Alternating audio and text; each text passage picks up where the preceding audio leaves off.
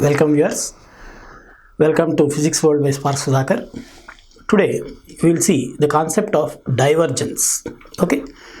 What is the general English meaning of divergence? Divergence means what do we mean? Okay. Something emanating from some point. Something coming out and spreading from a single point, just like water coming out of a fountain head.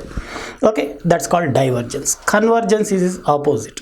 Okay, means certain things, any flux, any vector field coming from all directions and going into a single point, okay, is known as convergence. From a single point, some vector field spreading out in all directions is known as divergence. Okay, that is general English meaning. Now we use the concept of divergence in physics. Okay, now you take the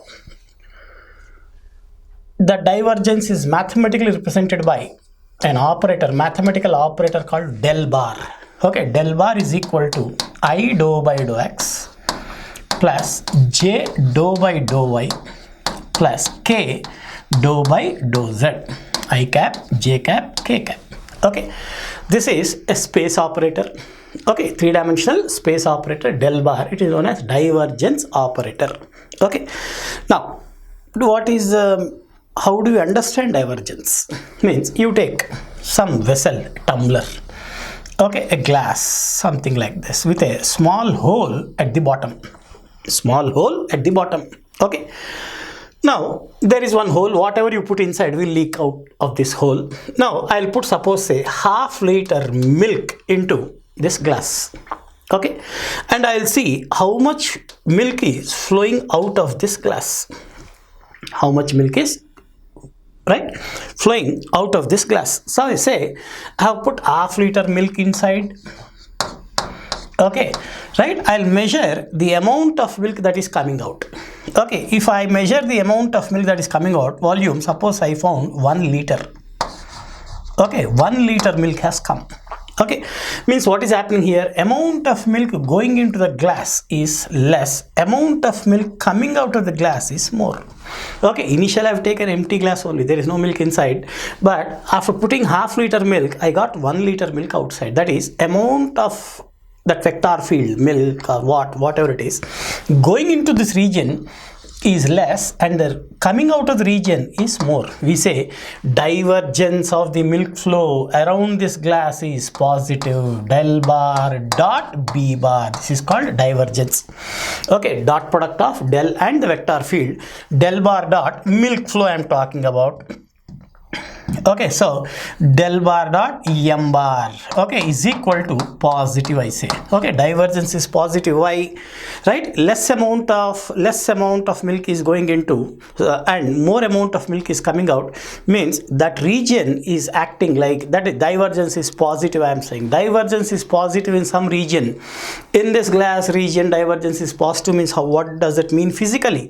Physically, there are two possibilities. One is how can extra milk come? Right, there is only one. There are two possibilities. One is the glass must be a source of milk, means it should be able to produce milk on its own. I am putting half liter milk, another half liter glass should produce, and that 1 liter milk should come out. Okay, right, and we can't accept this glasses as sources of milk. If glasses produce milk, what do we have buffaloes and cows for? What are they for, isn't it? So glass acting like a source is not acceptable physically. Okay, so what is the other possibility? Other possibility is this glass must have a tendency of changing the density of milk. Mass cannot be, see, density rho equal to mass by volume. Okay, right, mass cannot be produced, right, mass cannot be created, so mass is same. Maybe this glass has a property, means that region must have a property of increasing the volume. Half liter milk has become 1 liter. Keeping mass same, volume got increased means density got reduced. Okay, means this glass, only two possibilities. Glass must be either a source of milk, which is not acceptable physically or practically, or the glass must have a property of decreasing the density of that vector field, whatever it is. Okay, that is divergence of positive milk. Positive means, suppose say I put a half liter milk inside, I put 1 liter milk into the glass, okay, in the another experiment, and from that glass only half liter milk has come. half liter milk has come. What does that mean here? Reverse is happening. That is, more milk is going into that region, right? And less milk is coming into that region, coming out of that region. Okay, amount of flux entering the region is more. Amount of flux coming out of the region, leaking out of the region is less. Okay, right? Again, how is this possible? How is this possible means, again, there are two possibilities. Either the glass must have a property of drinking milk. Okay, means it should be a sink of milk. Okay, if glasses start drinking milk, nobody will put milk into any glass. Okay, right? So that is not a possible one. We cannot accept that glass itself drinks milk. It is we who should drink milk from the glass. No, isn't it? Right? Or what is the other possibility? Volume has decreased means density of milk must have increased. That is, the glass region must have a property of condense the milk or increase its density. Okay, this is another possibility. Only in that case, divergence of milk can be negative. That is, I'll write that as del bar dot m bar equal to negative, right? Okay, negative divergence means what? Flux entering into the region is more, flux coming out of the region is less. Positive divergence means entering is less, coming out is more. Okay, but usually with normal glasses or anything, it is not possible, isn't it? You put half liter, you can never expect 1 liter, or you put 1 liter, you won't expect half liter. No, generally what do we observe? When you put 1 liter milk into the glass, okay, empty glass, only 1 liter milk only will leak out, the glass becomes empty. That is, amount of flux usually 99.99% of the cases, right, amount of milk entering is equal to amount of milk coming out of any glass. So usually, right, for milk always del bar dot m bar is equal to 0. That region is not modifying any property of that vector field. Okay, right, usually this is the case, 90 del bar dot m bar. Now imagine you go to your sink and open the tap. When you open the tap, water is flushing out of the tap. Okay, now I'll take divergence of water flow around the tap. Divergence of the moment you open, earlier there is no water, you turn on the tap, water is gushing out. Okay, now I'll take the divergence of water flow around the tap. What do you expect? Just guess. Is it positive? Okay, because water is coming out of the tap. Okay, can we call it as divergence positive? No. Okay, because no. Why means, see, the tap is not producing water. Okay, whatever amount of water is going into the tap through the pipe behind it, that water is only coming out. So water is entering into the tap through the pipe and water is coming out of the tap through its nose. Okay, that is, divergence of water flow around the tap will be 0. If you say positive, what does it mean? You bring one new empty tap, put it in air and open it, okay, without any pipe connections, it should give water. Then you can say that the tap is producing water, divergence is positive. The tap is source of water. Taps cannot be sources of water. Similarly, you go and wash your face in a wash basin. Okay, water will fall into that wash basin and they go out of that small hole in the sink. Okay, what is happening? Can I say that water is disappearing into the sink? Can I say divergence of water around that sink, is it 0? No. Okay, though water disappears into that hole in the sink, right, at bottom of the sink, if you see, you will find one pipe, okay, which is taking your water away. Okay, right, this means amount of water entering into the sink will be equal to amount of water leaving the sink from the other side. So divergence will be 0. So in general, we will not have divergence for water or milk or anything except for a cow. Okay, you take a cow, take divergence of milk flow around that cow you take. Then what is cow is a source of milk. It is giving us milk. It is not drinking milk or taking anything. It is eating grass and giving us milk. Means cow is a source of milk. So if somebody asks what is the divergence of milk flow around the cow, you can call it as positive. Okay, it is a source of milk. Similarly, in some chemistry lab experiment, right, H2, you send H2 gas and O2 gas into a chamber, something chemical reaction happens, so H2O water comes out, 2H2 plus O2 equal to 2H2O. Something like that. Then you can call that as source of water, because water is not going into, okay, hydrogen and oxygen gases are going into, it is coming out in the form of water. That is a source of water. Usually, right, we don't have sources. Okay, so divergence of any practical thing, right, physical thing will always be equal to 0, whatever is that, del bar dot a bar. Okay, but in physics our interest is in electric and magnetic fields. Now you take an electric field, okay, a positive charge like a proton, okay, the electric lines of force will be emanating out of that positive charge in all directions like this. They start from the positive charge and go on up to infinity. Okay, this is called lines of E, electric flux lines we call. Okay, now divergence of electric field around a positive charge, if I consider, all lines of force are coming out of that region only, right? No line of force is entering into, right? Means, right, nothing is, no electric field is going into that region, all lines are coming out only, means that region is acting like a source of electric field. Means in this case we can write divergence of electric field is, for a positive charge, is positive, because electric lines of force will be coming out like this, okay, from a positive charge. Divergence of electric field del bar dot E bar is equal to positive, we can say. If somebody says that, sir, divergence of electric field is coming out to be positive in the room, what do you understand? There must be a source of electric field. Okay, what are sources of electric field? Charges. Okay, means when divergence of electric field is positive, means, right, I'll say there must be a net positive charge in that region. Similarly, you take one electron. Electron is a negatively charged particle. The electric lines of force will be like this, okay, converging into that electron. Electric lines of force will be coming from infinity and what you call, they end on that negative charge. If you take divergence of electric field around that negative charge, all lines are going into, not even a single line is coming out. So divergence of electric field in this case del bar dot E bar equal to negative, right? Okay, in some region, suppose you find the divergence of electric field is negative, somebody comes and tells you, what do you understand? There must be some net negative charge. Lines of force are going into, nothing is coming out. Okay, means that region is acting like a sink of electric field. Lines are going and getting stopped there. Okay, right, usually, and you take one dipole, okay, positive charge here, okay, and negative charge here. Electric lines of force will always start from positive charge and end on negative charge like this. End on negative charge like this. They will be going like out like this way. Okay, for a positive charge they are coming out. Okay, for a negative charge they are going into. Here we have positive charge, here we have negative charge. I'll take the divergence of electric field, right, around a dipole. Now due to positive charge some lines of force are coming out, due to negative charge lines of force are going into. The number of lines of force coming out due to positive charge is equal to number of lines of force going into that region due to negative charge. Okay, now what is happening? Flux entering into a region, one positive charge is there, one negative charge. Due to this, lines of force will all come out. Okay, due to this, all lines of force will go into.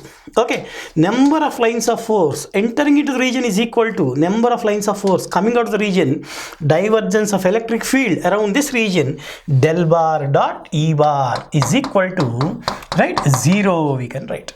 Means electric field can have positive divergence, right, negative divergence, or 0 also. Okay, now our interest is in magnetic field. Now what happens when we take a magnetic field? Okay, what is the most simplest and most common source of magnetic field? Bar magnet. Okay, you take one bar magnet with its north pole, south pole here and north pole here. Lines of force, magnetic lines of force will be from north pole to south pole like this. Will be from north pole to south pole like this.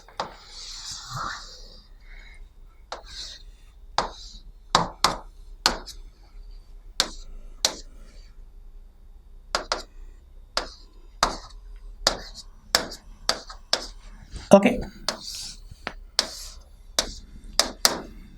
picture will be like this. These lines will go and like large radius and they'll enter into.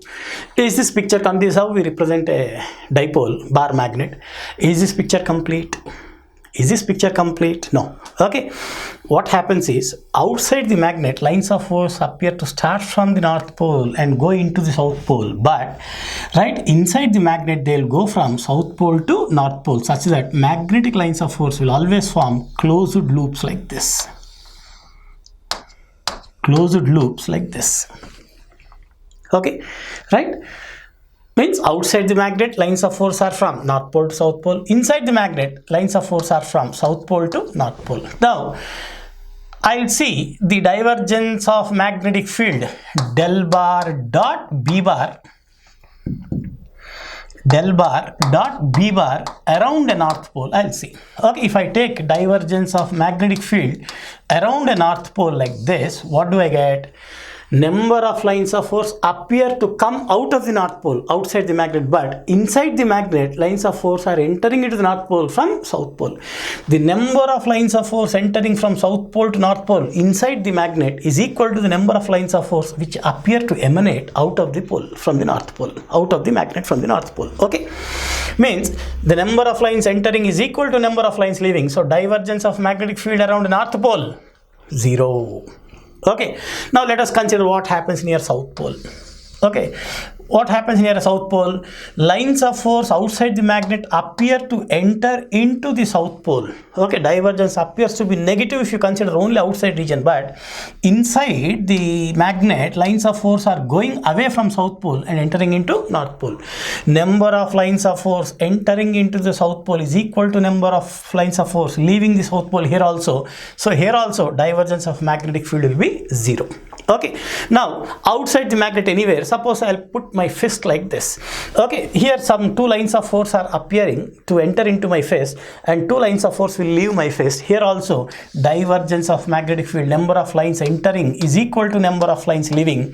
Okay, divergence of magnetic field is always 0. Okay, now what happens if I cut the magnet into 2 parts like this? I'll get 2 smaller magnets which is again south pole and north pole like this. Lines of force will always be like this. Means for magnetic field, divergence is always found to be 0 near the north pole or south pole or anywhere outside the magnet or inside the magnet, right? Why? Magnetic lines of force are always formed in closed loops. Divergence of magnetic field del bar dot E bar is equal to 0 always, we say. Okay, it cannot be positive, it cannot be negative, just like the case of electrostatic field. It is 0 always. What does it mean? What are the conclusions we can draw from the single statement? It's called mathematical language. Okay, I don't have to talk anything much. I'll simply say for magnetic field divergence is 0, del bar dot B bar equal to 0. A person who understands the significance of what you call the meaning of divergence will understand that it is impossible to have a single north pole or a single south pole. Okay, if I can have a single north pole, what will happen? That north pole will behave like a source of magnetic field with all magnetic lines of force emanating from it. Okay, then divergence would be positive. Okay, divergence of magnetic field is always 0. Implies what? You cannot have a single north pole or a single south pole. Okay, means, right, magnetic monopoles or magnetic unipoles are impossible. They do not exist. Okay, nobody has found till now in the universe. Okay, right? So single north pole or single south pole is impossible. That's why magnetostatics always starts from, okay, 2 poles, dipole. Okay, that is an essential difference between electrostatic field and magnetostatic field. In electrostatics, we can have a positive charge which gives you divergence of electric field, positive. A negative charge will give you del dot E, negative. Okay, a dipole will give you del dot E, 0. Okay, but in magnetic field, always del bar dot B bar is equal to 0. That is, there is no source or sink for magnetic field. Okay, or a single north pole or single south pole is impossible. Magnetic monopoles cannot exist. Okay, and another one, magnetic lines of force. How is this possible? How can I tell that magnetic lines of force? They always form closed loops like this. Okay, if they appear to enter into some region, outside the region, they'll keep on coming out. Okay, that is, magnetic lines of force always form closed loops. Okay, any vector field which always forms closed loops is known as solenoidal. Is called solenoidal field. Okay, we call, if for any field, right, wherever magnetic divergence is 0 always, we call such a field as a solenoidal field. Okay, solenoidal field, solenoid magnetic. So simply by saying del dot B equal to 0, right, how many conclusions I can draw? Of course, all lead to the same conclusion, that a single north pole or single south pole is impossible. Magnetic monopoles or magnetic unipoles do not exist. And second one, magnetic lines of force, they always form closed loops. Okay, the field which always forms closed loops is known as a solenoidal field. Is known as a solenoidal field. Okay, right. Now, in this case, now you take a single line. Okay, line has a property of length only, but you convert this line or a small thread you take, it has length only. You close that thread into a loop like this, right? This is a closed thread. Okay, this is a closed line or a loop. A loop will have length, right? And it will enclose some area also. Okay, the line integral of this around this line, right, and the the areal, right, or surface integration of the corresponding area enclosed by this closed loop are related by some what is known as Stokes law. Okay, Stokes law. Okay, Stokes law about that vector field. Suppose there is some vector field here. That vector field, let us call it as A bar. Okay, I'll take the line integral of the vector field starting from here and go around the path and come back to this. That is line integral of the vector field around this closed loop. How do I write? Closed loop means I'll put an integral. This is line integral only. Okay, A bar dot dl bar I'll write. Okay, A bar dot dl bar will give you line integral of whatever that vector field, right, around that closed loop. But that closed loop is having some area, no, isn't it? Now, what is the relation between the line integral and corresponding area? Okay, it is like this. This is called Stokes theorem. Stokes theorem says that circular integral A bar dot dl bar equal to surface integral del cross A dot ds bar. Del cross A, del bar cross A bar dot ds bar, we write. This is called Stokes theorem, means trying to find out some relation between the line integral, closed line integral, and corresponding open surface which it is enclosing. Okay, this is Stokes theorem. Similarly, you take a paper, you take any paper like this. This paper has only area. Okay, but I'll convert this, close this into like something like this. From all directions, I'll close this. Now, this is known as a closed surface. There is no opening anywhere. Okay, this is called a closed surface. A open surface will have only area. A closed surface will have enclosed volume. What is the relation between the closed surface integral of a vector field and the volume integral? Right, enclosed volume integral, that is given by what is known as Gauss divergence theorem. Gauss divergence theorem we call. Okay, right, in vector calculus it is called Gauss divergence theorem. That Gauss divergence theorem converts a closed surface integral into its corresponding volume integral like this. This is Stokes theorem, relation between closed line integral and surface integral. Okay, a closed surface circular integral of A bar dot ds bar. This is surface integral, double integration.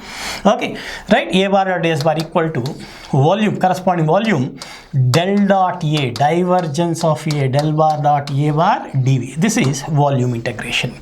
Okay, means Gauss divergence theorem converts a closed surface integral into a volume integral. Stokes theorem converts a closed line integral into a surface integral. Now, we have seen just now, right, for magnetic field, del bar dot b bar, right, is always equal to 0. Del bar dot b bar is always equal to 0 means this integral is always 0 means integral will become 0. What does that mean? For magnetic field, circular integral b bar dot ds bar is also equal to 0. That is, you take any closed surface, right, it cannot have what you call a magnetic field, net magnetic field inside. Magnetic field entering into that closed surface will be equal to magnetic field lines of force coming out of that closed surface. Okay, nothing but that. What does that mean? There is no source of magnetic field, there is no sink of magnetic field. Okay, right. So, as far as magnetic field is concerned, circular integral b bar dot ds bar equal to 0 I can write, or equivalently I can say del bar dot b bar is equal to 0. All these things will imply only one thing, that a magnetic single pole is not possible. Okay, right, that is the difference between electrostatics and magnetostatics also. Okay, we'll continue the next topic in the next video. Thank you.